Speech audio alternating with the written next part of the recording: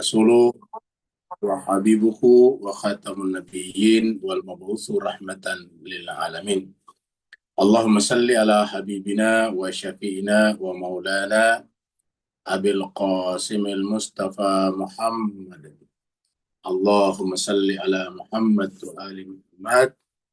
اللهم صل على محمد وآل محمد. اللهم صل على محمد وآل محمد وأجل فرجه وعلى آله وصحبه الميامين المنتجبين. Jemaah sekalian yang sama dimuliakan Allah, kita bersyukur dengan syukur yang setinggi-tingginya karena Allah masih berkenan dengan rahman dan rahimnya memberikan kepada kita usia yang panjang, kesehatan yang prima untuk sama-sama belajar, dan belajar. Dan pada malam ini kita akan belajar tentang Salat Ahli Ma'rifat, buku yang ditulis oleh Imam Khomeini. Dan perlu Al-Fakir sampaikan bahwa ayat ini malam ini adalah malam terakhir untuk buku tersebut. Jadi sudah selesai pada malam hari ini. Dan kita rencana nanti kalau selesai minggu depannya kita pindah ke bukunya Mullah Sadra tentang dua hal, yaitu tentang kesempurnaan dan alam akhirat. Mari kita masuk ke screen untuk menyelesaikan dulu buku Imam Khomeini ini. Ya.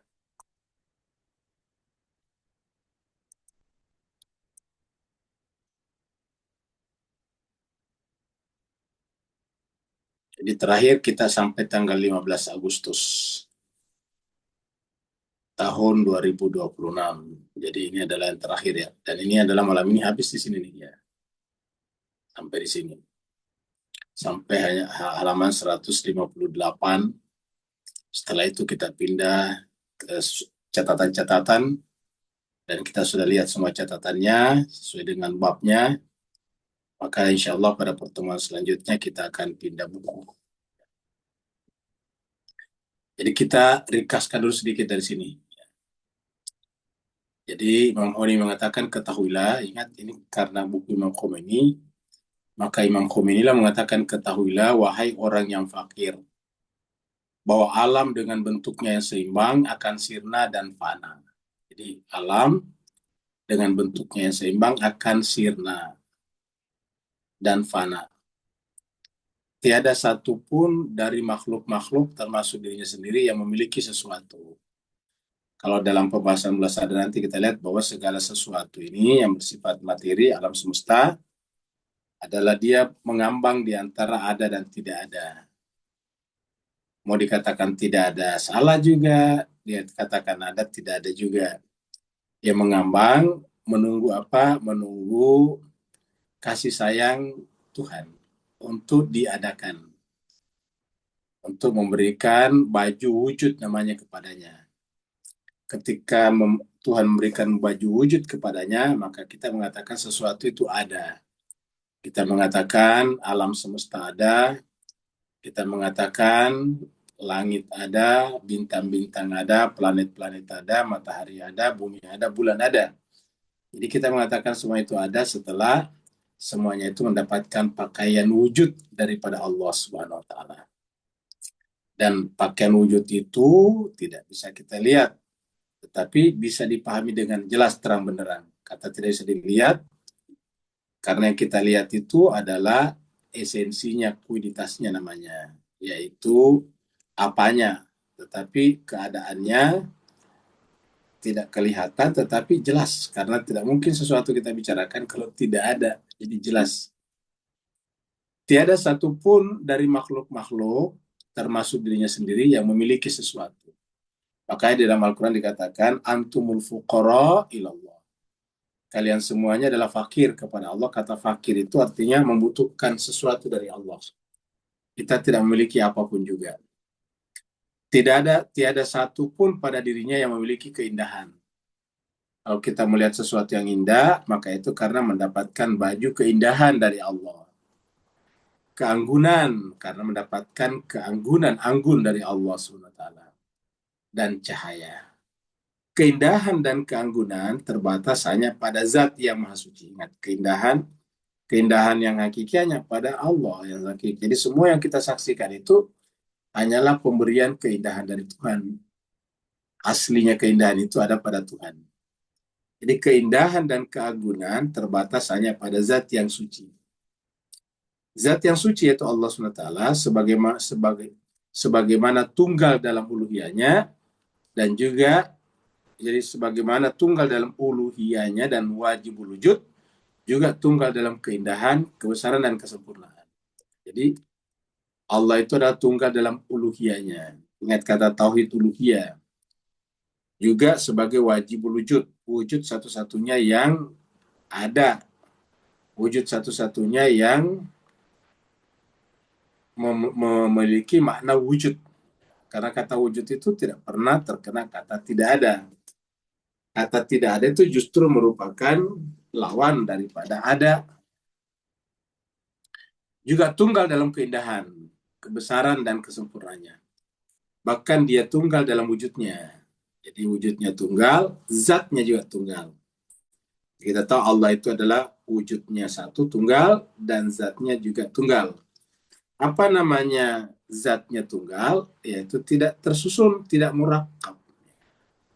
Jadi wujudnya tunggal, zatnya tunggal itu tidak tersusun, tidak murakkab. Tadi kita sudah tahu tadi murakkab tadi. Tidak tersusun, tidak terkonstruksi dari sesuatu yang lain. Karena kalau dia terkonstruksi atau tersusun, terbina dari sesuatu yang lain, berarti dia tidak masuk kategori wal awal. Karena kalau dia tersusun, maka dia diawali, didahului oleh penyusunnya. Kita sering menyampaikan di sini, ya contohnya misalnya meja. Meja itu kan tersusun. Maka meja dibanding dengan kayu, duluan kayu. Karena tidak bisa ada meja kalau tidak ada kayu. Meja itu terbuat atau tersusun dari kayu. Maka karena meja tersusun dari kayu, maka kemudian tentu kayu mendahului meja. Jadi begitu. Kalau Tuhan Allah itu tersusun, maka Tuhan Allah itu tidaklah awal. Tidak bisa dikatakan huwal awalu. Tidak bisa dikatakan dia adalah qadim, yang paling awal. Karena ada penyusunnya. Maka yang masuk akal, yang bisa diterima adalah bahwa Tuhan itu adalah basit, sederhana. Hakikatul basitah. Hakikatnya, bahkan basitnya itu hakikat basit, hakikat sederhana. Tidak boleh ada yang mendahulunya. Jadi dikatakan bahkan dia tunggal dalam wujudnya. Sementara kehinaan, ketiadaan hakiki, dan kebatilan berada pada selainnya. Jadi selainnya tidak ada selain Allah. Lalu kenapa kelihatannya ada? Kalau dalam bahasa sederhananya, karena tadi Allah ingin memperlihatkan dirinya, namanya tajalli, supaya bisa dilihat oleh panca indera. Karena panca indera ini adalah sesuatu yang bisa dijangkau panca indera kalau sesuatu itu berbentuk materi. Maka kalau tidak materi, tidak punya bentuk, panca indera tidak sanggup melihatnya. Jadi Allah itu hakikatnya adalah tidak bisa dijangkau oleh oleh panca indera. Maka muncullah materi. Kalau dalam bidang filsafat dikatakan bahwa materi itu dia mengambang di antara ada dan tidak ada. Makanya disebut dengan mungkin wujud. Karena dia menunggu yang maha wujud, yaitu wujud tunggal tadi, wujud wajib, untuk memberikan atau meminjamkan kepadanya pakaian wujud, sehingga dia kelihatan. Jadi ada tiga kategori, ada ketiadaan mutlak, ada mungkin, dan ada wajib. Tidak ada mutlak, ya tidak ada yang bisa dibicarakan. Ya. Kalau kita katakan tidak ada dalam pengertian gelap, ya sebetulnya masih ada yang bisa dibicarakan. Tapi kalau tidak ada dalam pengertian tidak ada, ya kita mengatakan kosong, masih bingung. Karena kosong itu menunjukkan ada sesuatu, uang yang menyebabkan dia kosong. Ketiadaan itu ya tidak ada. Tidak ada yang bisa dibicarakan tentang ketiadaan. Tidak ada yang bisa muncul dari ketiadaan, karena tidak mungkin tiada memberikan sesuatu kepada yang lain. Ya. Palingkanlah hatimu yang merupakan pusat dari cahaya fitrah ilahi. Jadi ingat, hati kita itu merupakan pusat dari cahaya fitrah ilahi. Jadi ini adalah hati kita merupakan pusat dari cahaya fitrah ilahi. Yang tadi sore kita bicarakan ketika Tuhan mengatakan, yaitu ketika Tuhan mengatakan wa nafakhtu fihi min ruhi, lahirlah fitrah. Makanya kenapa disebut pusat dari cahaya fitrah ilahi? Karena di dalam Al-Quran dikatakan fitrat Allah allati fataran nas 'alaiha.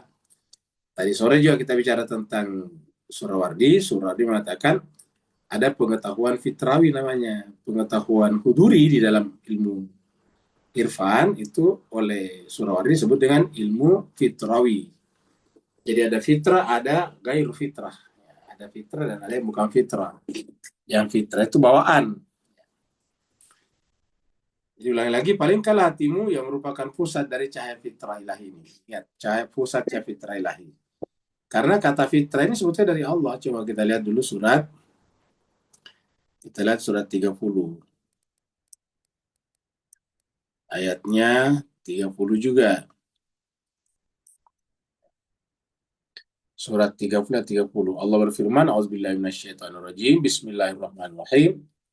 Faqim wajhaka lid-dini hanifa.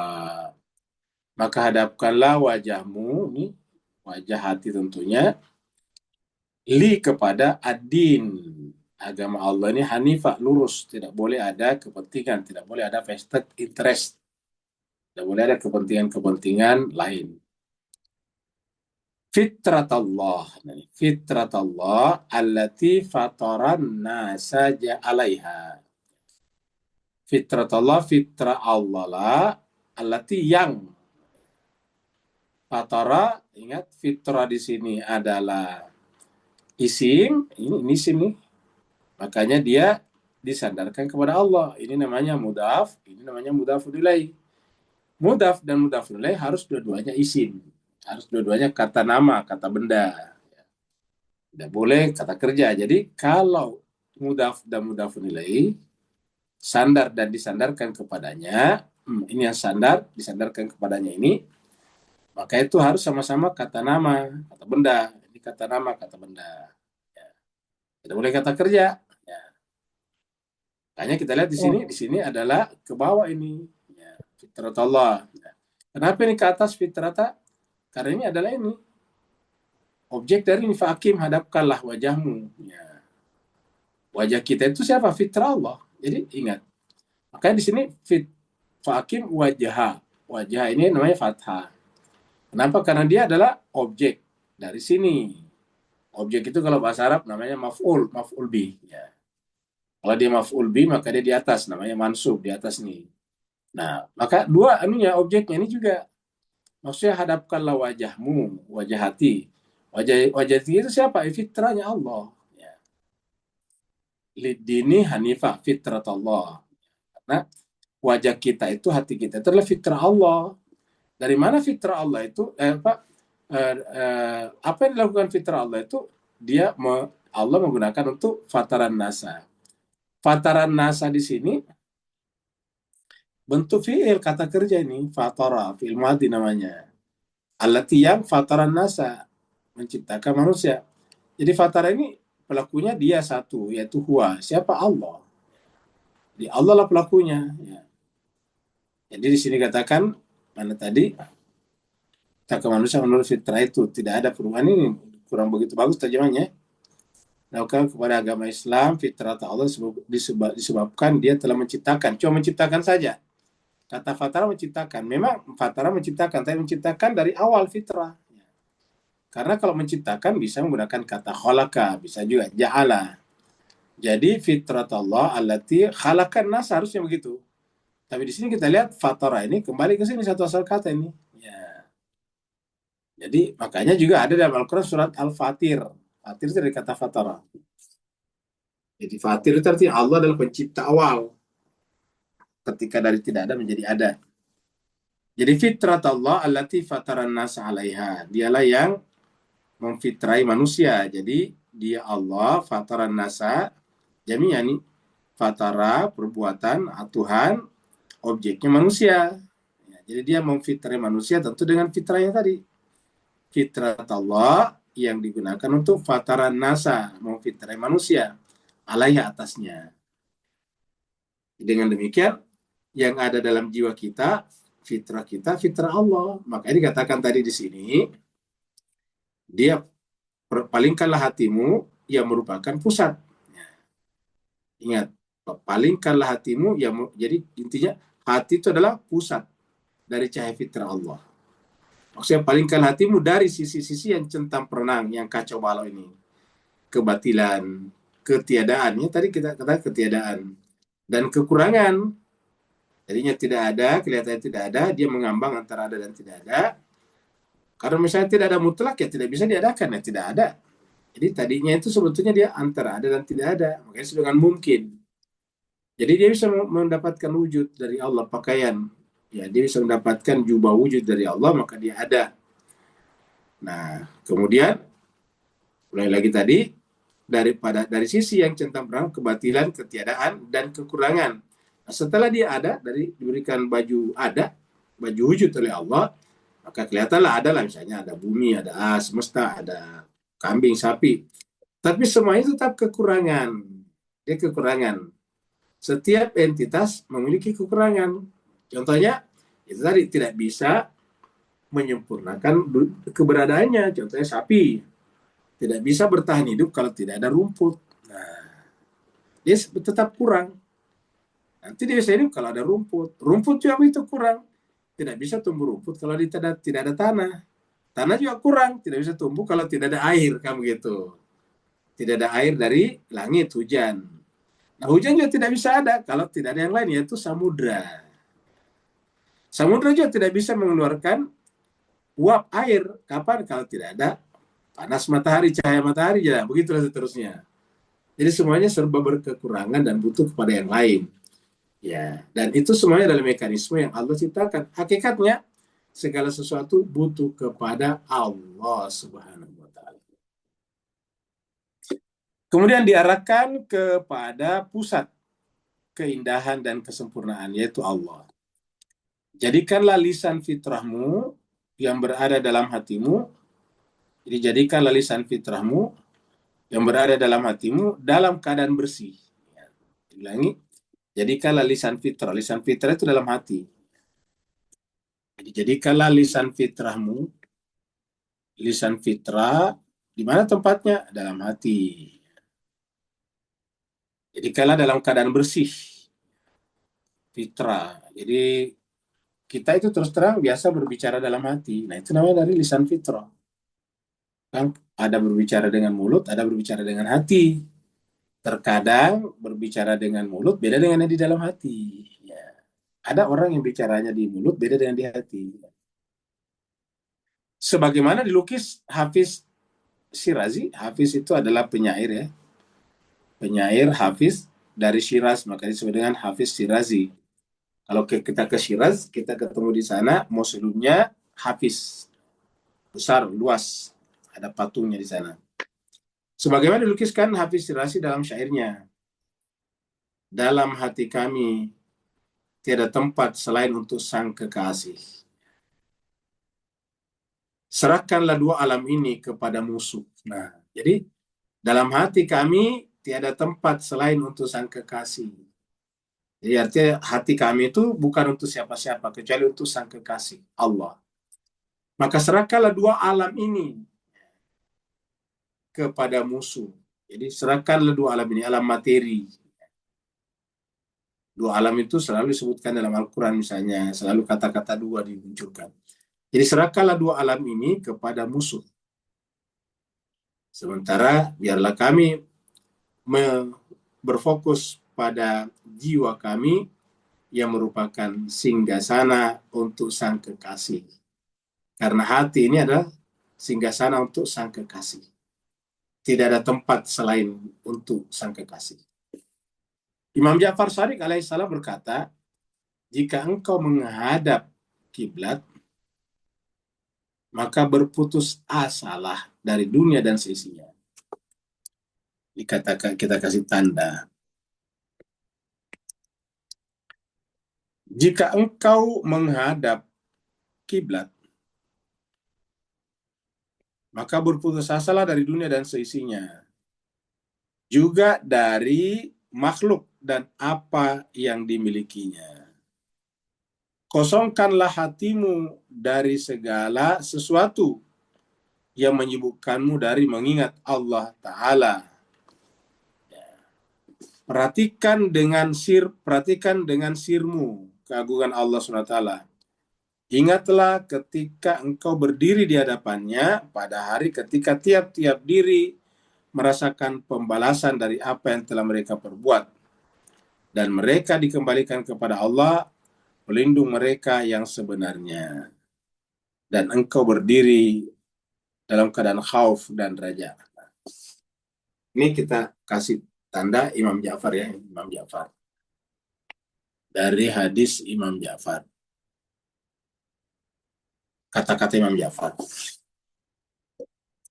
Kita ulangi lagi, pesan ini sangat penting. Jika engkau menghadap kiblat, menghadap kepada Baitullah, maka berputus asalah. Artinya jangan pernah ada harapan. Seperti yang kita sampaikan di tadabbur semalam, hati kita tidak boleh meminta dan berharap kepada selain Allah. Maka berputus asa artinya jangan punya harapan dari dunia dan seisinya. Ya, ini yang paling berat Mas, karena kita ini manusia masih terkadang berharap kepada dunia. Dan kalau kita tidak dapat dunia, terkadang juga menyesal dan sebagainya. Nah, itu menunjukkan bahwa kita masih terpenjara oleh dunia. Maka Imam Ja'far mengatakan, begitu kita menghadap ke Baitullah, terutama pada saat salat, maka berputus asalah, lepaskan harapan dari dunia dan seisinya, juga dari makhluk dan apa yang dimilikinya. Dunia dan seisinya sudah makhluk, tapi dari makhluk maksudnya seperti manusia, sesama manusia, dari apa yang mereka miliki. Karena hakikatnya tidak ada yang tidak kurang, tidak ada yang tidak bergantung kepadanya. Kita semuanya adalah fakir. Jadi jika engkau menghadap kiblat, maka berputus asalah dari dunia dan seisinya, juga dari makhluk dan apa yang dimilikinya. Kosongkanlah hatimu dari segala sesuatu. Jadi kosongkan. Takhalli namanya. Kosongkan. Kosongkanlah hatimu dari segala sesuatu yang menyibukkanmu dari mengingat Allah. Ya, jadi yang membuat kita sibuk mengingat selain Allah, yang menyebabkan kita tidak mengingat Allah adalah ya sesuatu selain Allah.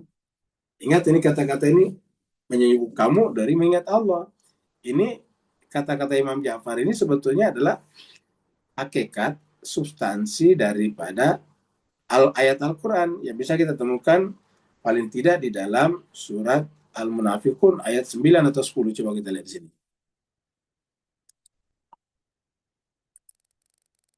Surat Al-Munafiqun surat 63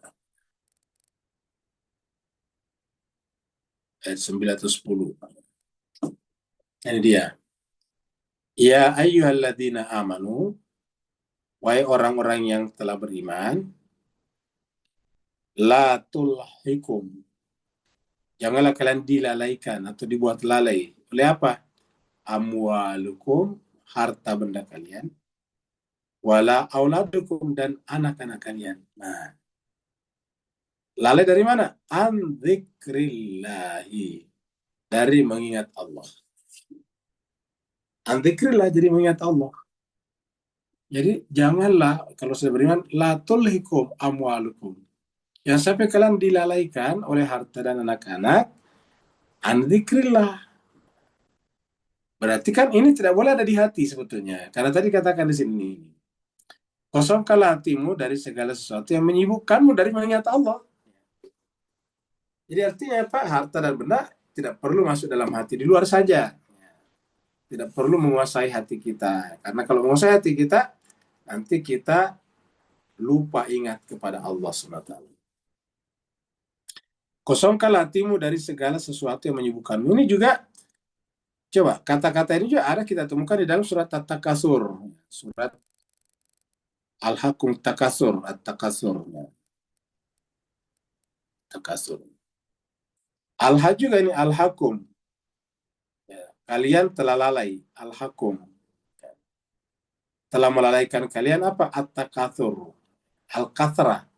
Secara awam, takatsur artinya yang jamak, yang majemuk ini, alam majemuk ini, benda-benda.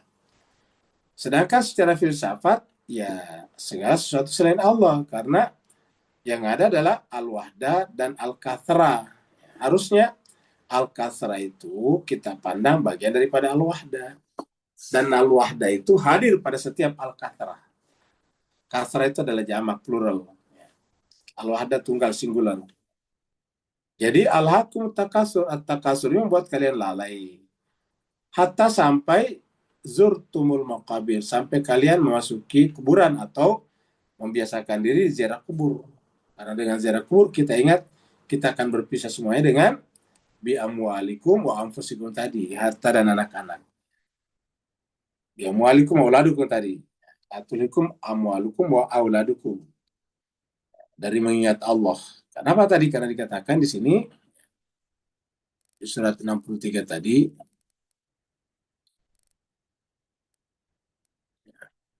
dikatakan la tulhikum amwalukum wala auladukum an apa? An dzikrillah, dari mengingat Allah. Jadi jangan sampai kita terlalaikan oleh harta dan anak-anak an dzikrillah, dari mengingat Allah. Ini ada ancaman. Wa may yaf'al dzalik, dan siapa saja yang berbuat demikian, faulaika, maka mereka itulah humul khasirun, orang-orang yang merugi. Jadi mereka adalah al-khasirun. Wa may yaf'al dzalika faulaika humul khasirun. Mereka adalah orang-orang yang merugi. Jadi apa artinya merugi? Setelah nanti meninggal dunia, habitat amaluhum. Semua amal ibadahnya dianggap sia-sia. Jadi kita teruskan lagi tadi. Kosongkanlah hatimu dari segala sesuatu yang menyibukkanmu dari mengingat Allah Ta'ala. Perhatikan dengan sirmu. Sir itu rahasia. Perhatikan dengan sir. Hati yang paling dalam, sir namanya. Apa yang diperhatikan? Yaitu keagungan Allah Subhanahu Wa Ta'ala. Ingatlah ketika engkau berdiri di hadapannya, pada saat kita tadi, terutama kalau kita salat, berdiri menghadap ke kiblat, ini tadi menghadap ke kiblat. Ya, ingatlah ketika engkau berdiri di hadapannya pada hari ketika, ini ada ayat surat Yunus, tiap-tiap diri merasakan pembalasan dari apa yang telah mereka perbuat dahulu di dunia. Dan mereka dikembalikan kepada Allah, pelindung mereka yang sebenarnya. Jadi kita diperlihatkan bahwa ternyata memang tidak ada apapun selain daripada Allah. Allah lah merupakan pelindung manusia yang sebenarnya. Surat Yunus ayat 30. Sehingga kita berdiri dalam keadaan khauf dan raja. Khauf adalah takut, raja tapi penuh harapan. Kalau khauf tanpa harapan, dia lari menjauh. Kalau raja tanpa khauf, maka kemudian dia melanggar banyak sekali pelanggaran sambil berharap Tuhan tetap menerimanya. Perintah tersebut adalah suruhan. Perintah ini suruhan. Jadi perintah tersebut adalah suruhan umum untuk orang-orang seperti kita yang tertutup dan selalu tidak dapat menjaga keadaan hati.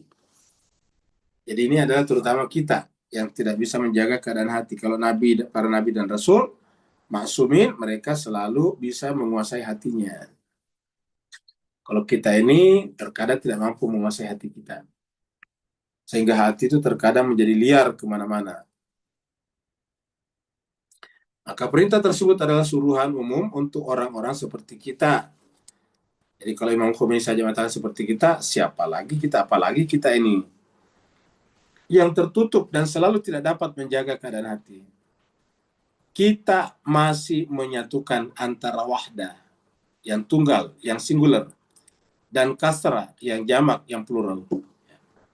Kita masih mencampur baurkan antara yang wahdah, yang kasrah. Dalam pengertian berbeda, baru kita campur baurkan. Kita masih bertawajuh kepada al-haq, pada Allah, tetapi pada saat yang sama juga kepada makhluk secara bersamaan. Nah, jadi inilah kendalanya kita, inilah masalahnya kita, jemaah sekalian.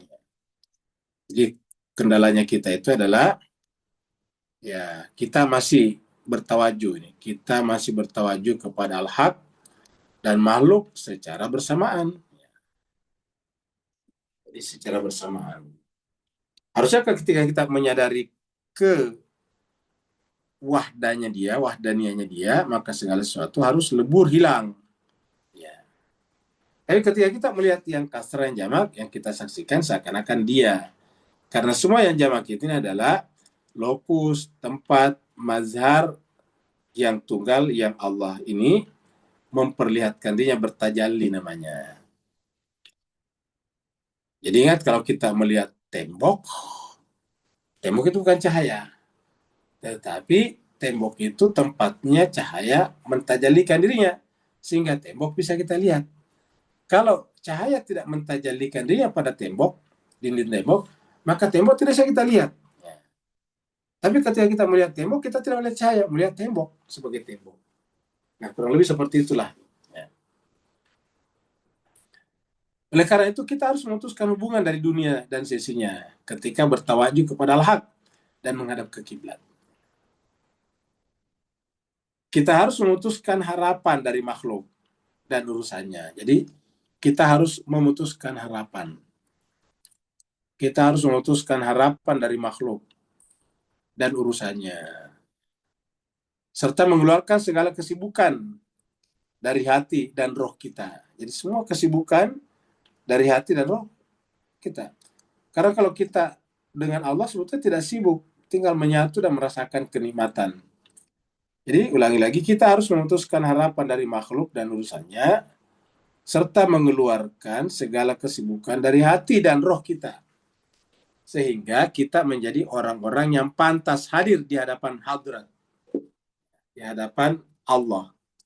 Dan pada rahasia roh kita tampak sebuah fenomena dari fenomena-fenomena keagungannya. Ingat, pada rahasia roh kita tampak sebuah fenomena dari fenomena-fenomenanya, karena roh kita adalah tadi merupakan fitrah dari Allah. Fitrah Allah tadi, allati fataran nasa jami'a.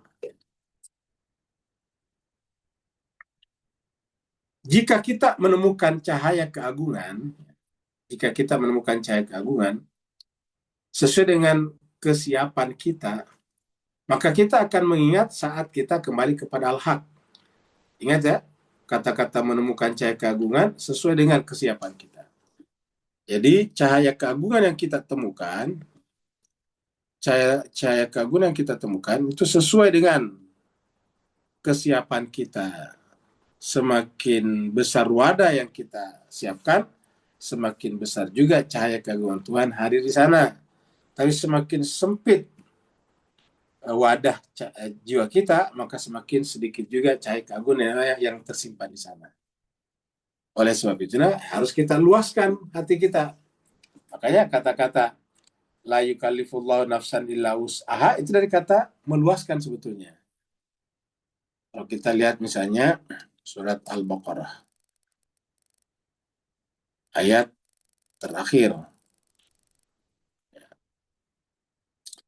Jadi la yukallifullah nafsan. Allah tidak membebankan, yukallif itu dari kata mukallaf, beban syariat, kepada seseorang, illa kecuali, jadi tidak kecuali. Tiadalah Allah memberikan beban kepada seseorang, illa kecuali wus'aha, sesuai dengan keluasannya. Jadi kata sini dengan kesanggupannya. Kalau bahasa Arabnya itu wus'a dari kata wasi'. Wasi' itu luas. Wus'a diluaskan. Jadi kita bisa artikan Allah tidak akan memberikan sesuatu kepada seorang, terutama hikmah, ya kecuali sesuai dengan kemampuannya meluaskan nafsnya atau jiwanya itu. Maka tugas kita meluaskan jiwa kita agar kita menerima lebih banyak. Jadi harus meluaskan. Nah, kalau kita meluaskan, maka kemudian Allah bisa memberikan lebih banyak kepada kita. Seperti juga dalam surat ini. Surat 17. Jadi surat berapa? Bukan surat 17 ya, surat Ar-Ra'du ya. Ayat 17. Ya, coba kita lihat ini surat Ar-Ra'du. Surat Ar-Ra'd surat 13 ayat 17. Allah berfirman, Anzala dialah Allah yang menurunkan minas samai dari langit, ma'a air. Jadi air dari langit. Fasalat, lalu kemudian air itu mengalir. Fasalat audiatun. Jadi air itu mengalir menuju kepada lembah-lembah. Jadi mengalir, air itu mengalir. Fasalat audiatun. Lembah-lembah itu maksudnya tempat-tempat yang rendah mengalirkan, membawa air ini. Jadi karena ini kan pelakunya Audia di sini. Ini Audia adalah pelaku, ini adalah PL-nya. Jadi fasalat maka mengalirlah. Audia maksudnya Audia itu mengalir, mengalirkan maksudnya. Ya, air itu menuju kepada apa? Bi qadariyah, sesuai dengan kadarnya. Jadi air itu menuju atau mengambil mengisi lembah-lembah itu bi qadariyah, sesuai dengan kadarnya. Kadar apa tadi? Keluasannya. La yukallifullah nafsan illa wus'aha. Jadi kalau kita luaskan yang besar seperti para nabi rasul dan maksumin, wah maka dia dapat tampungan banyak. Tampungan banyak artinya semuanya bisa masuk di sana. Tapi kalau kita membukanya hanya sedikit, ya sedikit juga persis sama dengan kalau hujan tadi, kemudian hujan itu membawa sungai menuju kepada suatu tempat, maka tempat itu menampung air itu sesuai dengan wadahnya. Walaupun hujannya deras, kencang, tapi kalau wadahnya kecil, tetap aja yang masuk ke sana, tersimpan di sana air adalah kecil juga. Nah, bagaimana air yang lain? Dia tumpah, dia pergi ke yang lain. Oleh sebab itulah, supaya kita bisa menampung air yang sebanyak-banyaknya, maka perluaslah ruangan jiwanya. Semakin luas ruangan jiwa kita, semakin kita nyaman bersama dengan orang lain yang berbeda-beda. Semakin plural orangnya. Semakin sempit, semakin egoistik, maka semakin tidak ingin berbagi dengan yang lain. Jadi, anzala minas sama'i ma'a fasalat audiyahu biqadariha, sesuai dengan kadarnya. Fahtamalas sailu, lalu kemudian arus itu membawa ya zabadan rabian, buih. Jadi buih ini bukan dari air sebetulnya. Maksudnya bukan terbawa dari langit tadinya. Dia muncul setelah terjadi gerakan di muka bumi. Makanya dari atas itu air murni dari langit. Sampai di bawah mengalir, muncullah busa, muncul buih. Nah, buih itu sebetulnya ada dampak daripada gerakan itu. Makanya dia sebetulnya bukan air, dia adalah gelembung. Gelembung artinya udara yang terperangkap di dalam lapisan air yang paling tipis. Jadi air itu bisa menjadi menipis dan di dalamnya bisa terisi udara. Nah, ketika dia terisi udara di dalamnya, dia kemudian menjadi buih. Persis seperti kalau kita mainan anak-anak, yaitu sabun yang kita tiup berubah menjadi balon-balon. Ya. Coba kalau kita meniup air sabun, maka yang muncul nanti apa? Yang muncul adalah balon-balon tipis. Ya. Jadi balon itu bukan air, makanya kan besar tuh balonnya, padahal airnya sedikit. Nah, karena si balon itu bukan air, dia adalah udara yang terperangkap dalam dalam membran air yang tipis itu. Nah, begitu kita colok, tusuk, maka dia meletup, maka hilang semuanya. Nggak ada lagi yang lain. Nggak ada lagi isinya. Nah, begitulah kurang lebih. Maka fahta malasailu zabadan drabia. Lalu kemudian air itu membawa arus. Sailu itu membawa apa? Membawa buih. Rabian yang mengambang. Nah, kata mengambang ini adalah menunjukkan ada udara di dalamnya. Udara yang terperangkap di sana. Wa mimma yuqidu alaihi. Dan begitu juga yang manusia panaskan, bakar, panaskan alaihi. Finar pada api.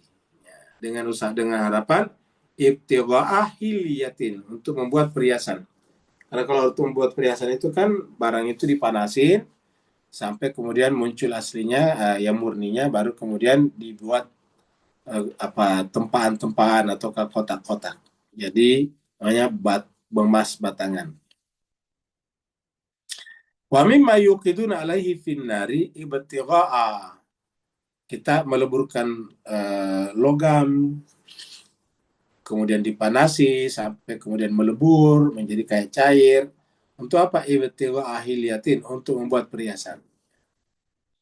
Au matain, atau membuat perabotan, tapi dari emas atau perak itu. Au matain zabadun misluh, pasti akan melahirkan juga bui seperti tadi. Jadi bui yang lahir di sana ada juga. Kalau di dalam peleburan mineral, apa namanya, metal itu ya sesuai dengan tailing, ya, tailing. Kadzalika yadribullahu al-haqqa wal batil. Begitulah Allah buat perumpamaan al-haq dan batil.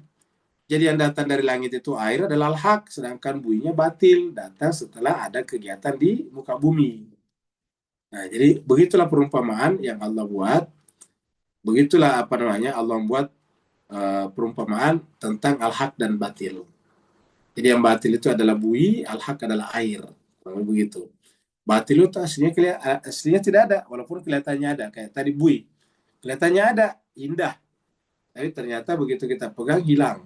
Tidak ada sama sekali. Fama zabadu, maka adapun zabadu, yaitu bui, busa, fayadhabu jufa'a, maka dia akan hilang tak berharga, tak bernilai. Dia hilang setelah kita tusuk misalnya. Sebaliknya, wa amma yanfa'un nasa, adapun yang bermanfaat bagi manusia itu air, fayam kusu fil ardi, dia menetap. Ya, dia menetap sementara di bumi. Kenapa sementara? Karena di dalam bumi itu dia mengalir sedikit-sedikit menuju kepada samudra lagi. Samudra menguap lagi, terjadi siklus circle ya. Jadi wa amma ma yanfa'un nasa fayamkusu fil ardi, dia akan tinggal di muka bumi. Kadzalika, begitulah, yadribullah, Allah membuat al-amsal, perumpamaan. Jadi ini adalah perumpamaan tentang kebenaran dan kebatilan, al-haq dan man batil, melalui dua tadi, air dan busa. Busa itu batil, tidak ada. Seperti tadi kita lihat besar balonnya. Begitu kita tusuk, hilang sama sekali. Padahal tadi besar, sebesar kepala. Baru ada warna-warni yang menempel di apa namanya, di luarnya. Ya, ada semacam bayangan terpantul di sana dan berwarna-warni. Ternyata begitu kita pegang balonnya, tidak ada sama sekali. Nggak ada rumah di sana, nggak ada apa-apa di sana. Kita balik lagi.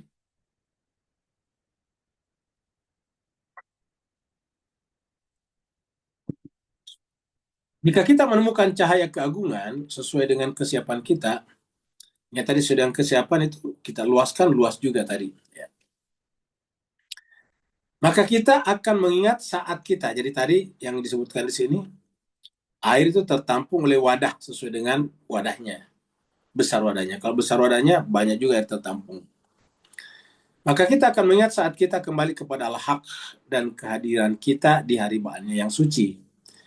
Pada saat ditampakkan segala akibat perbuatan kepada setiap manusia, dan pada saat mereka dikembalikan kepada Allah, maka sadarlah mereka, yakinlah mereka bahwa ternyata pelindung mereka sebenarnya hanya Allah. Jadi pelindung mereka sebenarnya Allah, bukan makhluk, bukan benda-benda, bukan orang, dan bukan apa yang dimiliki orang itu. Jadi sebenarnya ternyata kelihatan bahwa Allah lah pelindung mereka sebenarnya adalah Allah.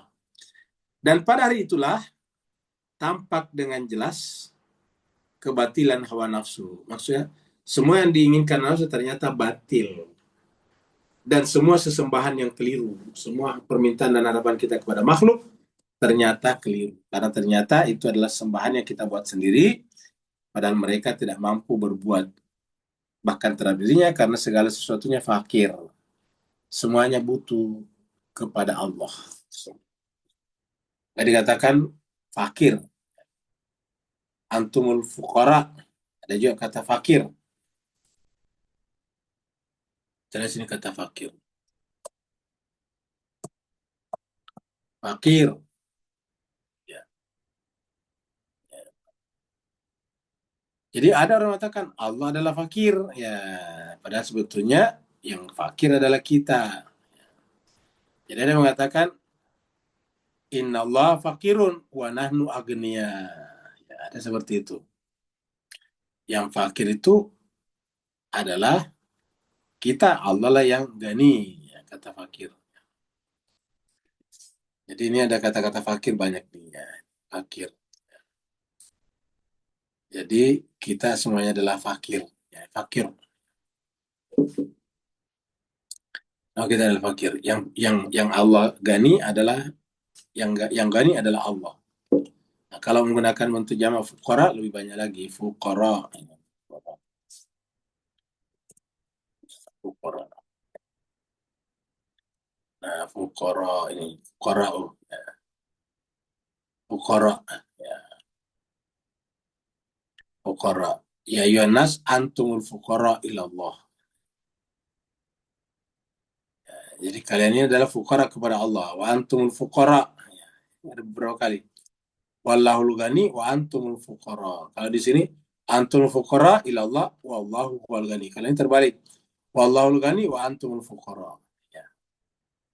Coba kita lihat surat Fatir dulu, surat 35 ayat 15.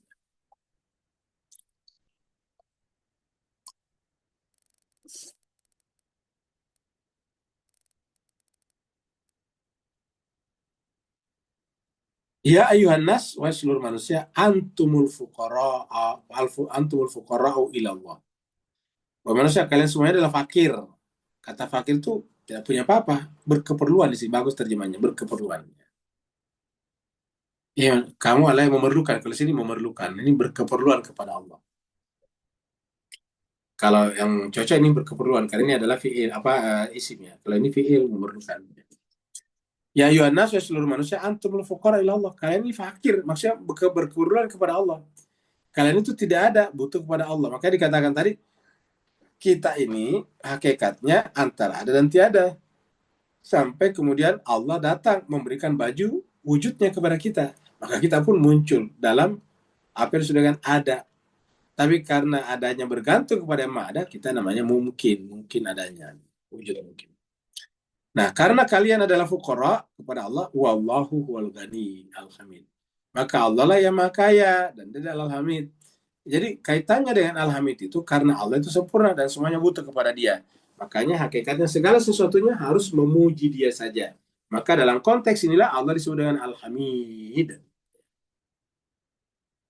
Sekali lagi tadi ayat yang 1. Fakir juga. Ya, ini surat Muhammad. Ya, surat Muhammad ayat 37 38.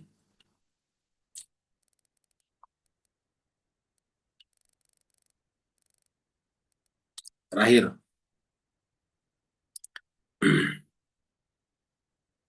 Ini ada kata-kata ini. Wa antumul gani.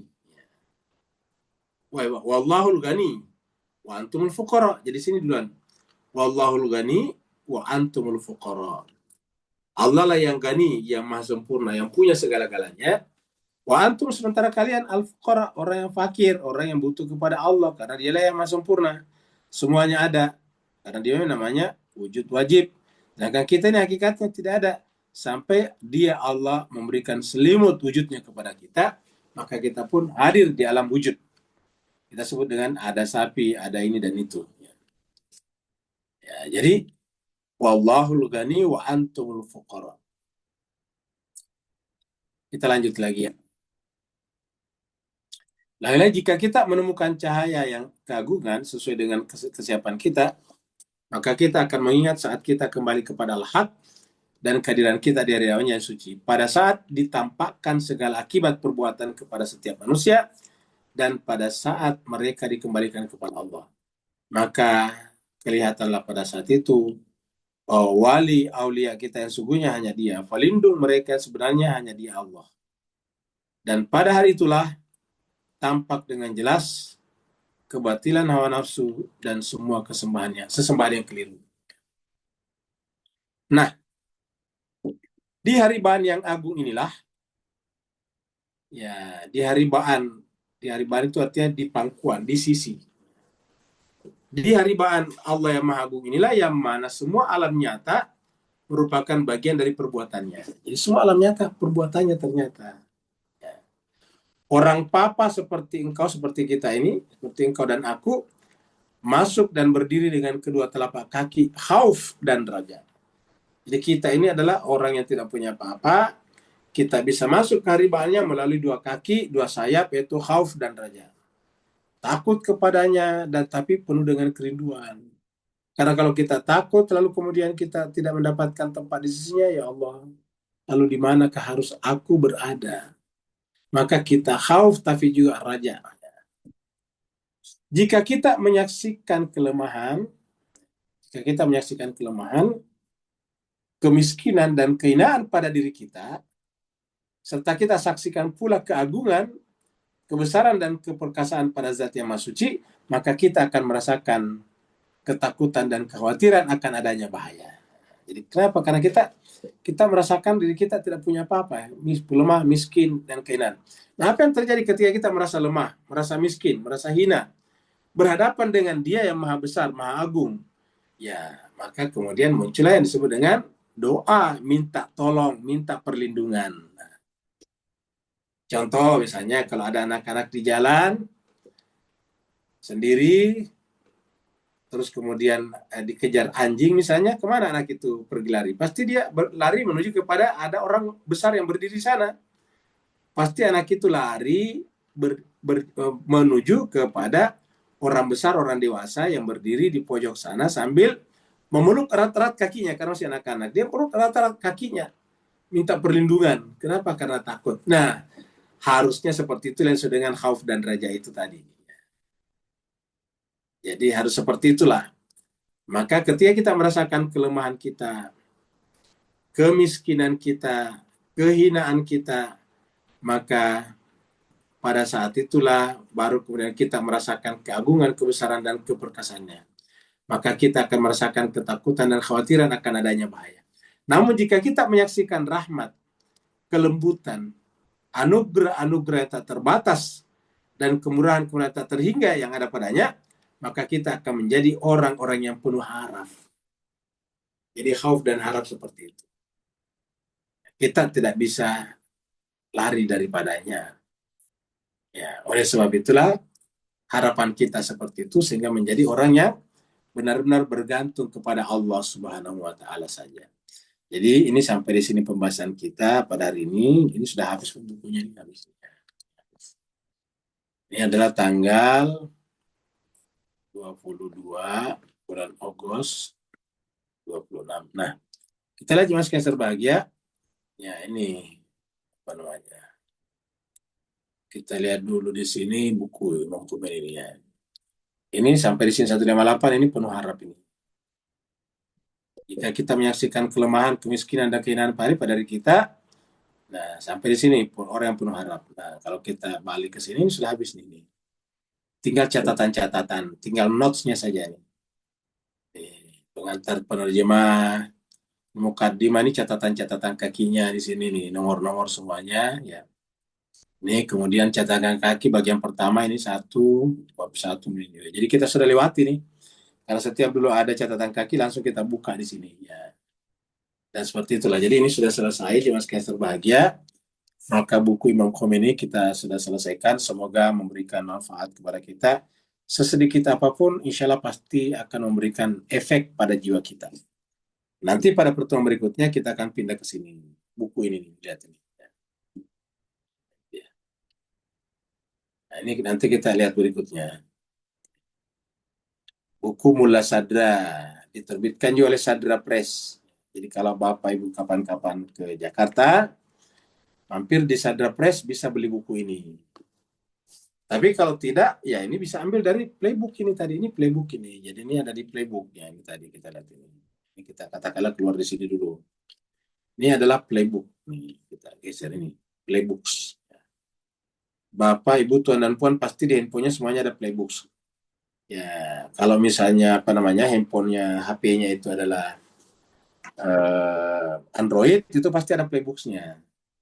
Ya, kalau misalnya Bapak, Ibu dan Puan punya HP-nya apa namanya iPhone, ya itu kan iOS di dalamnya, maka bisa masuk di sini. Ya, sorry. Bisa masuk di sini.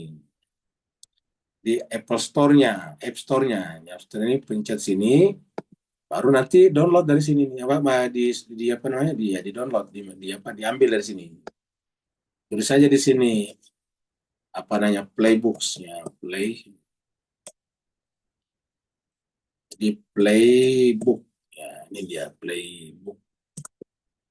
playbooknya ada ya, atau ini Google Playbooks ya.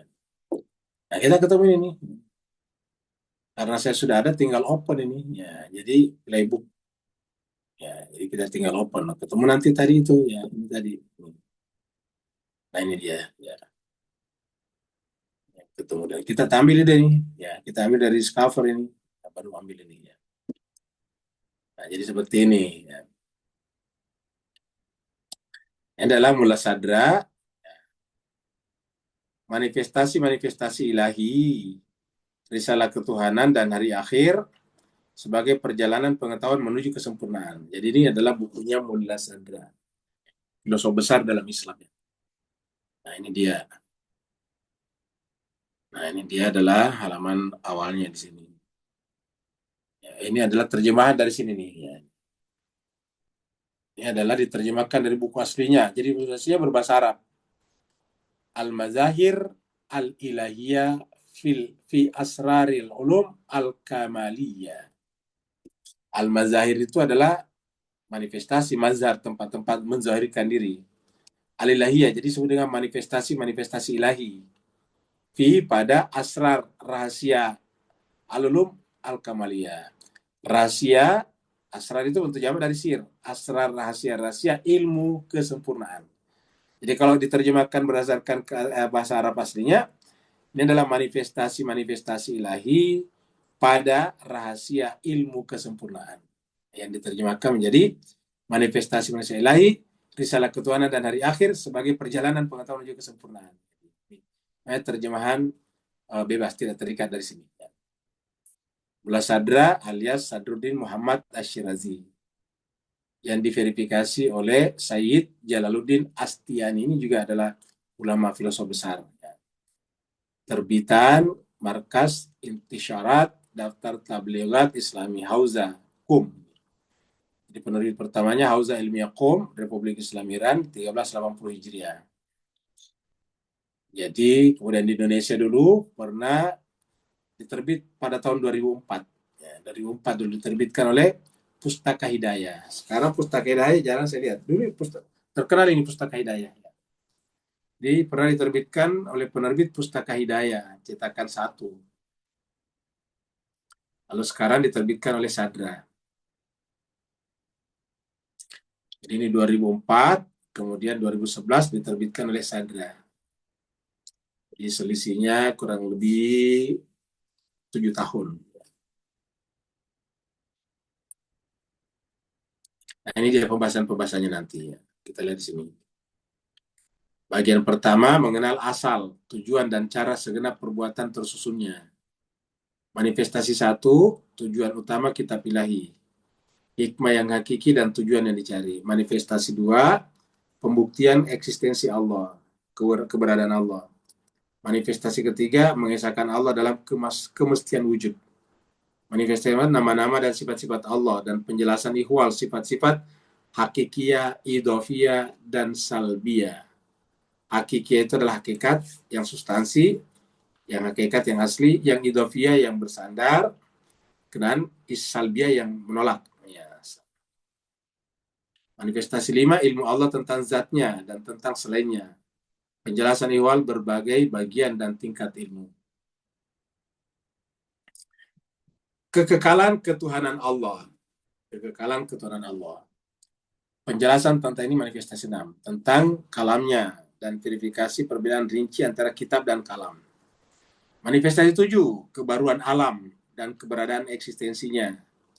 Eksistensi segala sesuatu di dalamnya yang didahului ketiadaan berkaitan dengan waktu. Penjelasan ihwal gerakan substansial, haraka johariah, dan kajian tentang kehancuran dan kesirnaan alam fana. Kemudian manifestasi ke-8, cara bermula dan kembali, dan isyarat ihwal, hierarki Tuhan dan hierarki naik. Nah, bagian kedua, jadi cuma 2 bagian. Bagian tadi, bagian pertama, manifestasi-manifestasi ada 8. Bagian kedua tentang al-ma'ad. Ya, ingat. Jadi bagian kedua adalah tentang hari kebangkitan. Ma'ad. Nah, di sini manifestasinya kita lihat. Ya. Di pertama tadi di sini asal, tujuan, dan cara. Sekarang kebangkitan, manifestasinya 1, juga 2, 3, dan seterusnya. Pembuktian dan penjelasan berbagai pendapat ikhwal kebangkitan jasmani. Jadi kita bicara apakah jasmani bangkit atau tidak. Manifestasi 2, manusia dibangkitkan dengan seluruh kekuatan dan organnya. Manifestasi 3, hakikat kematian dan penjelasan tentang ajal alamiah dan perbedaannya dengan kematian ikhtirami. Manifestasi 4, esensi kubur dan siksaan serta pahalanya. Ini menarik ini, tentang apa itu esensi kubur? Ya, kubur dan siksaan serta pahalanya. Manifestasi 5, kebangkitan, cara manusia dibangkitkan dan kemunculannya di dunia. Ya. Kemudian manifestasi 6, berkumpul di padang mahsyar. Verifikasi bahwa waktu adalah ilah, rotasi. Ilah. Ya. Waktu adalah ilah, rotasi. Dan sebab tersembunyinya segala mawujud. Ilah itu alasan. Dan ketika waktu dan tempat hilang, seluruh makhluk berkumpul. Di ketika waktu dan tempat hilang. Jadi bayangkan, kita bayangkan kalau waktu dan materi hilang, tempat hilang, maka seluruh makhluk berkumpul. Manifestasi 3, 7, ikhwal asyurat. Penjelasan bahwa asyurat adalah jalan kebenaran dan agama tauhid dan nukilan berbagai riwayat dari para imam tentang asyurat. Manifestasi 8, pengungkapan lembaran-lembaran, penampakan buku-buku catatan, dan cara penyingkapan rahasia-rahasia dalam kiamat besar dan kiamat kecil. Nah, sampai di sini 100 sampai halaman 120. Ini totalnya 281 halaman termasuk dengan indeksnya. Ya. Jadi jemaah sekalian sebagai insya Allah, jadi Bapak Ibu yang ingin mengikuti kajian buku ini bisa mulai minggu depan ini ambil dari sini. Jadi kita ngambilnya dari apa namanya? Kita ngambilnya dari playbooks yang tadi nih. Nanti playbooks bisa discover di sini, pencet di sini karena saya punya iPad ini. Kalau apa itu? Kalau pakai Android itu di sini tulisannya kalau tidak salah shop, ini shop di sini.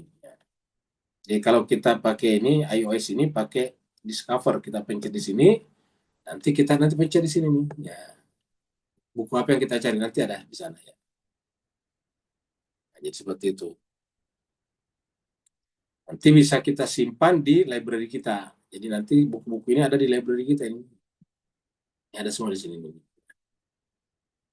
Ini library, nah ini ada shelf-nya nih, ada anunya, ada di ke bawah. Buku-buku ini bisa disimpan rapi di dalam rak-rak ini, rak buku ini seperti ini.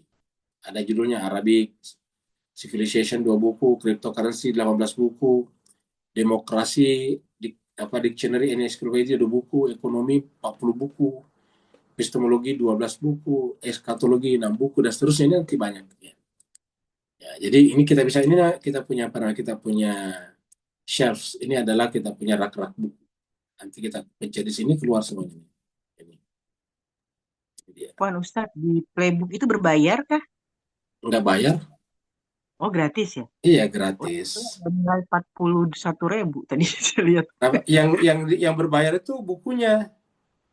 Oh, oke. Nggak, Buku-buku jadi nanti kita tuh. beli beli buku dulu di situ di Iya, Playbooks itu, tapi Ustadz. ada yang berbayar, ada free-nya juga gitu. Oh, baik baik. Jadi Siap, nanti siap. berbayar, bukunya nih berbayar, tapi banyak banyak free juga. Jadi seperti kita beli buku di toko, tapi di sini enak pakai digital. Iya, Dan iya, ada PDF. kecenderungan kalau buku digital lebih murah daripada buku fisik karena kan tidak ada kertasnya. Iya, betul, Ustadz. Ya, jadi lebih Kapan? murah. Dan hebatnya lagi kalau kita beli di sini bisa kita bawa kemana-mana. Dan hebatnya lagi kalau kita sudah agak-agak ya maklumlah umur sudah mulai agak susah kecil bisa dibesarkan nih, itu kan. Kalau buku biasa kan sudah nggak bisa dibesarkan lagi. Paling kita yang dekat kepadanya ini bisa dibesarkan kayak gini. Jadi lebih jelas dibaca, lebih enak. Saya sendiri secara pribadi, walaupun masih banyak baca buku fisik, tapi masih lebih banyak baca buku digital karena lebih enak. Ya, bisa lagi dicoret-coret lagi bisa kita coret-coret gini nih ya. Bisa kita bisa kita pencet gini. Ya ini belum ini ya. Ini bisa. Ini kasih warna-warna kayak gini nih. Ya, ini dia. Jadi bisa kita gitu, bisa dikasih warna supaya kita bisa ingat. Oh, ini tadi kita kasih kata mancer sini. Nah, itu kita bisa hilangkan lagi, delete ya. Begitu, jadi bisa kita kasih. Nah, jadi jemaah sekalian berbahagia, jadi Bapak Ibu Tuan dan Puan, ini bisa masuk. Saya kira di seluruh dunia, termasuk di Malaysia dan Singapura bisa membelinya. Ya, nggak tahu tadi berapa harganya. Berapa tadi Bu Arni? Sekitar 42.000 kalau nggak salah. 42 Satu ya. per. Yang dibeli itu bukunya, bukan anunya, bukan Iya, iya. playbooknya. Oh, Playbook itu ya kan bisa. aplikasi ya. Ah, ah, ah. Ya, Iya, betul. Bukunya. Jadi kalau kita mau baca, berarti beli dulu Ustaznya gitu ya. bisa juga awalnya ada namanya sampel, bisa beli sampelnya. Sampel itu ada Oh, sampai beberapa halaman, 20 halaman gitu. oh Sampel gitu. itu 20 halaman. Jadi kita download tadi ini gratis tadi ini. Ya, ini gratis free. Ya, tadi kita lihat di sini. Ini kita pencet tadi ini. Nah, ini tadi ini nggak ada bayarannya nih. Ya, nggak ada tulisan ada berbayar. Ini tinggal di download aja, di open. Yang beli nanti di dalam bukunya. Dan sebelum kita beli bukunya, ada biasanya free-nya. Contohnya gini, katakanlah saya kita cari buku, katakanlah saya filsafat ya, filsafat. Katakanlah misalnya di sini, ini adalah yang kita cari di sini nih, yang discover ya, kita cari filsafat tadi, filsafat, filsafat. Nanti di sini banyak buku yang apa namanya, yang bisa kita buka semuanya di sini nih. Contohnya saya kita lihat di sini, filsafat manajemen pendidikan Islam kan kita pencet di sini. Nah, ini nanti ada free sampelnya di sini, apa namanya? Ibu Harni bisa lihat di sini nih, ya, free Gitu, sample, Ustaz. ya, gitu. Jadi free sample. Nah, di sini adalah membayarnya nantinya. Sebenarnya ada harganya di sini, tapi ini karena saya pakai iPad, kalau induknya saya ini kan di Android juga. Jadi saya belinya di Android karena lebih murah. Kalau di iPad lebih mahal. Jadi saya belinya di Android baru masuk di iPad sini karena tersambung, bisa di-download di sini. Nah, jadi ini free sample ini bisa beberapa ini kita pencet di sini. Nah, muncul nanti free sample-nya kayak gini. Nah, gratis lah. Ya, ini gratis. Nah, ini terbuka nih. Coba lihat. Ya. Pengantar filsafat ilmu. Ada beberapa ini halaman. Nah, bisa sampai, nah lumayan, bisa sampai 28 ini. Nah. Jadi caranya itu tuh kita tahu sampai di mana kita punya ini ditarik aja ke sini maksimal ini 28. Berarti kita bisa baca sampai halaman 28 ya. Ini. Bisa baca segini. Jadi ada yang gratis, ada yang free-nya. Jadi bisa kita baca dulu kalau menarik ya baru kita beli ya seperti itu. Kayak kita pergi ke buku, toko buku bisa kita berdiri baca dulu kan begitu. Nah, begitu ya di sini nih, kita bisa baca dulu sebagian, bagian depannya, 28 halaman pertama bisa kita baca, kalau ternyata bagus, ya bisa kita bayar. Tapi kalau ternyata cukup kita baca 20 halaman saja, ya udah nggak perlu beli, cukup jadi sampel aja kan begitu. Tersimpan sebagai sampel tadi, ya seperti itu. Langsung muncul di sini nih. Cuma tertulis di sini sampel, lihat ini sampel. Contoh saja. Kenapa? Karena ini saya tidak beli, cuma sampel. Kalau yang sudah dibeli kayak gini, tidak ada sampelnya. Jadi kalau tulisan sampel itu berarti belum dibeli nih, ya, belum dibayar nih, ya, sampel. Kalau gini berarti masih sampel, ya, begitu. Jadi saya kira begitulah cuma sekalian. Kalau Bapak Ibu ingin meneruskan apa kerja-kerja pengetahuannya, ya bisa mendownload tadi Playbooks karena di sana banyak sekali. Di Playbooks itu semua jenis buku seluruh dunia, buku apa saja, berbahasa apa saja. Mau bahasa Jepang, bahasa India, bahasa Cina, Tiongkok, bahasa Arab, bahasa Persia, semuanya ada. Nah, kalau kita mau, tapi kita tentu cari buku yang bisa kita baca, yaitu berbahasa kita. Seperti itu. Terima kasih banyak yang mau bertanya, dipersilakan. Assalamualaikum Ustaz. Waalaikumsalam warahmatullahi wabarakatuh. Silakan Pak Nur. Warahmatullahi wabarakatuh. Assalamualaikum Muhammad. Mubarak. Ustaz, untuk tutup soalan pertama dengan terakhir saya dalam kupasan Ustaz, saya kembalikan kepada cantuman kutip konsekuensi daripada ilmu tersirat apabila dikatakan kutipkan rohku dalammu, lalu apakah ini bermakna gerak berfungsi kitanya bermula, dan mafhum mukhalafahnya mengakibatkan bahawa kalau kita negatifkan, yakni rohku dia tiadakan kembali, dan fungsi fitrah kemampuan kita untuk tujuannya juga stop, maka Apakah tidak kita yang mungkin yang wujud ni sepatutnya rasa tiada depan kehadiran yang maha ada dalam konteks malam ni kupasan di mana umumnya kita masih ramai waktu ketika bertawajuh pada Al-Haq sekaligus dalam saat yang sama masih bertawajuh kepada selain Al-Haq tadi, baik urusan baik makhluk. Beri panduan dan teguran tak apa-apa ma'agibatnya. Baik, terima kasih banyak Pak Nur. Jadi kita ke sini dulu ayat ini tadi. Kita pergi ke surat 38 tadi ya. Ayat 78. Ayat 72 ya. Nah, kita perhatikan ini baik-baik jemaah sekalian berbahagia. Kita telaah surat 38, surat Shad, ayat 71 dan seterusnya. Allah berfirman, "Idz qala rabbuka lil malaika."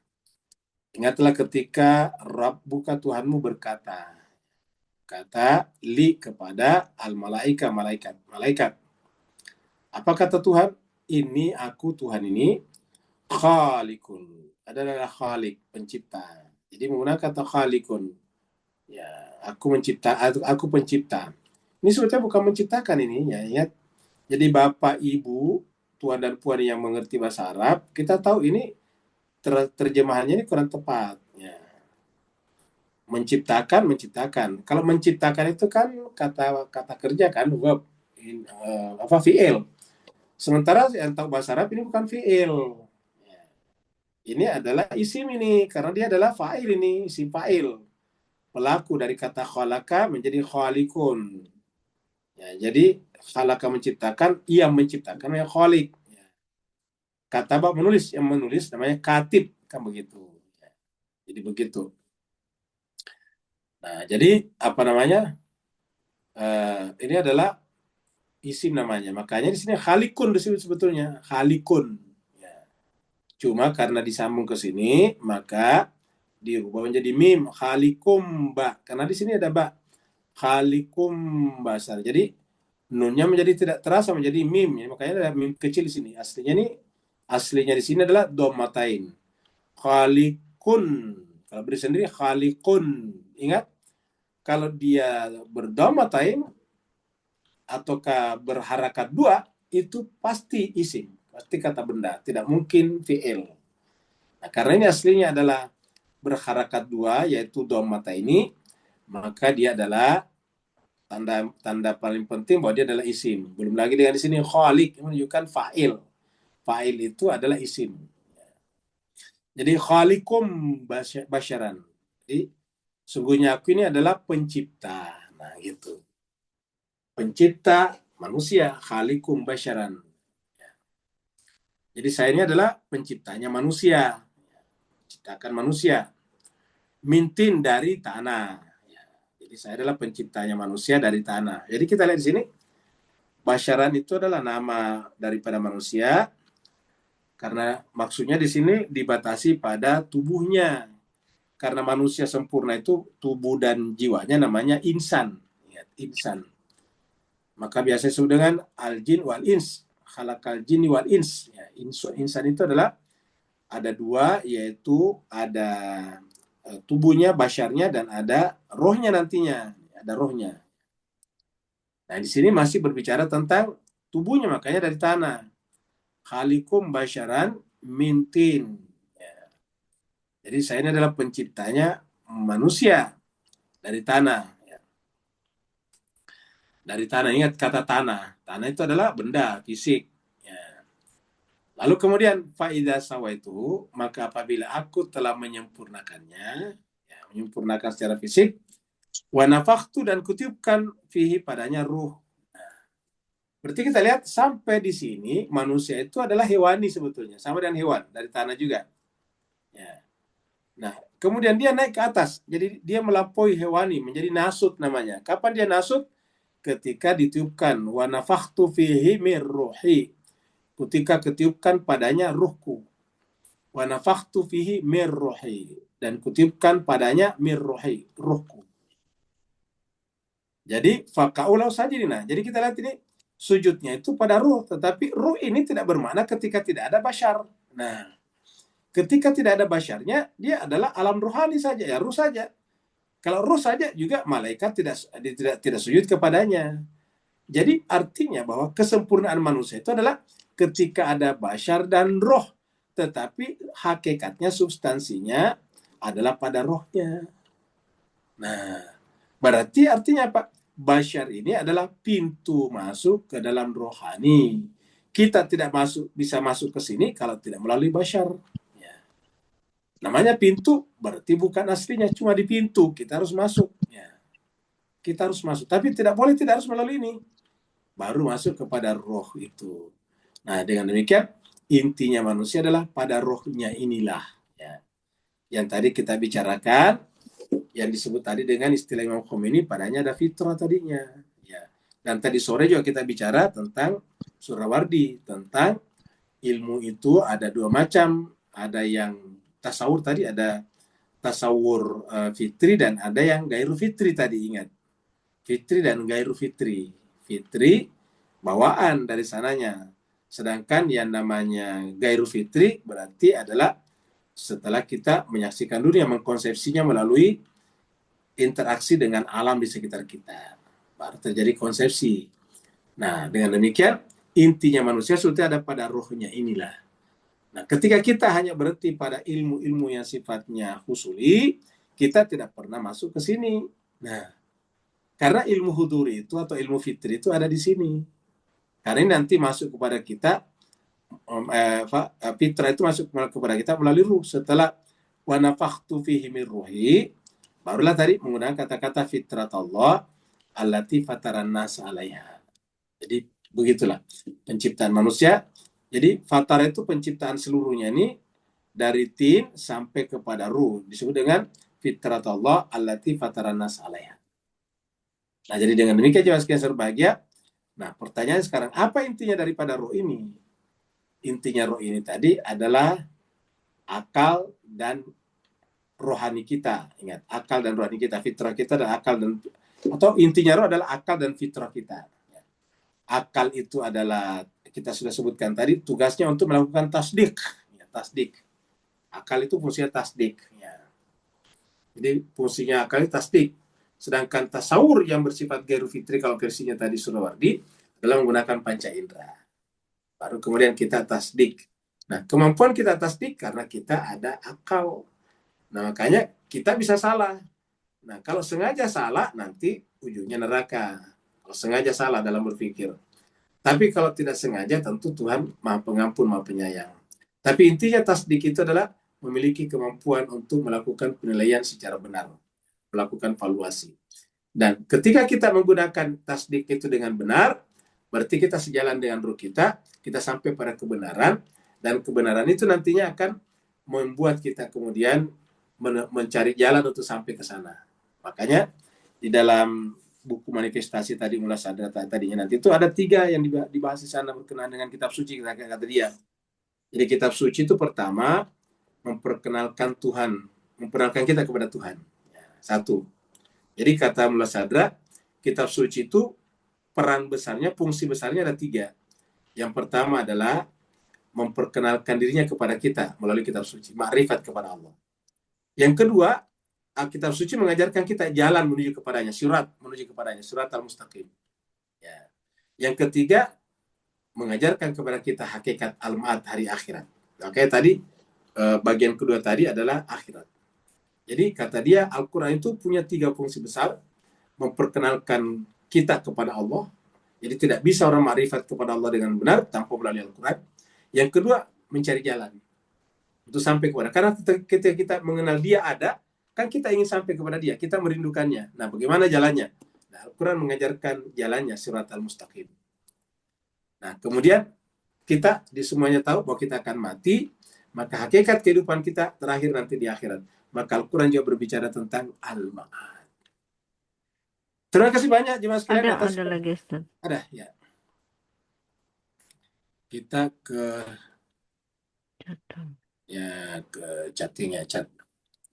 Puncak ilmu bagi pesuluk adalah diam pasif, betul sekali. Jadi ketika kita sudah diam pasif, kita tapi pasifnya dalam pengertian dia sudah menyatu dengan Tuhan.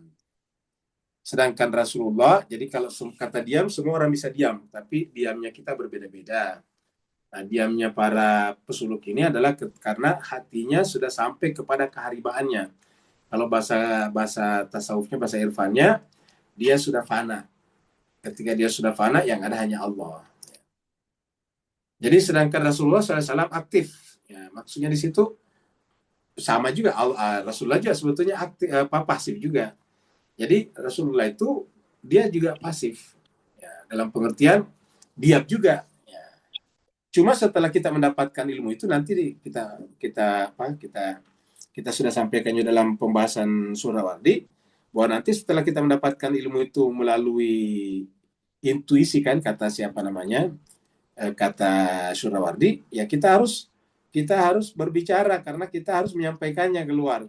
Tapi pada awalnya harus pasif dulu, langkah pertama itu harus pasif dulu. Sampai dikatakan Surawardi misalnya 40 hari menempuh jalan, kan begitu. 40 hari tidak berkata-kata atau melakukan misalnya kalau itu yang dimaksud ya. Karena kalau kita bersuluk itu harus di situ. Nabi Musa pergi ke Gunung Tursina 40 malam, Nabi Muhammad kita pergi ke Gua Hira, seperti itulah. Nah, tapi setelah mereka mendapatkan, bedanya kalau Nabi Musa dan Nabi Muhammad kita kan cepat dapatnya 40 hari. Kita ini bisa 40 tahun, bisa lama, kan begitu. Nah, tetapi intinya adalah pada saat kita mencapai itu adalah hati kita terpaut dengan Tuhan. Tetapi setelah itu kita harus menyampaikannya, ya, aktif. Jadi makanya kan kita harus memahami empat perjalanan akalnya mula sadra. Karena kalau kita hanya berhenti pada diam saja, berarti kita hanya pada perjalanan kedua. Perjalanan ketiga dan keempat itu harus turun, kan begitu. Bersama dengan Allah, kan begini. Perjalanan versi mula sadra itu pertama dari khalq, dari ciptaan, dari makhluk menuju kepada Allah. Jadi dari khalq menuju kepada al-haq, ya, kepada Allah. Setelah itu yang pertama. Setelah sampai di sana, kita berputar-putar, ya, dan namanya fil haq ma'al haq. Kita berada dalam al-haq bersama dengan al-haq, ya. Setelah itu kemudian kita turun seperti Nabi Muhammad kita turun dari Baitul Ma'mur kembali ke bumi, dari minal haq ilal khalq ma'al haq. Nah, jadi minal haq ilal khalq ma'al haq. Nah, dari Allah menuju kepada makhluk bersama dengan Allah. Setelah sampai di berputar fil khalq ma'al haq, berada di tengah-tengah makhluk bersama dengan haq. Nah, itu tadi yang dikatakan Pak Burhan, yaitu aktif seperti itu. Terus menyampaikan risalah. Nah, saya kira begitu. Jadi pesuluk juga begitu. Pesuluk itu setelah dia merasakan kenikmatan atau kesatuan dengan Tuhan, dia harus menyampaikan walaupun tidak besar, tetapi dia harus menyampaikan kepada teman-temannya sekitarnya supaya memancar. Hasilnya itu dinikmati oleh orang lain. Seperti itu. Terima kasih banyak. Semoga bermanfaat. Wa'alaikum warahmatullahi wabarakatuh. Waalaikumsalam warahmatullahi wabarakatuh. Terima kasih Pak Waalaikumsalam warahmatullahi wabarakatuh.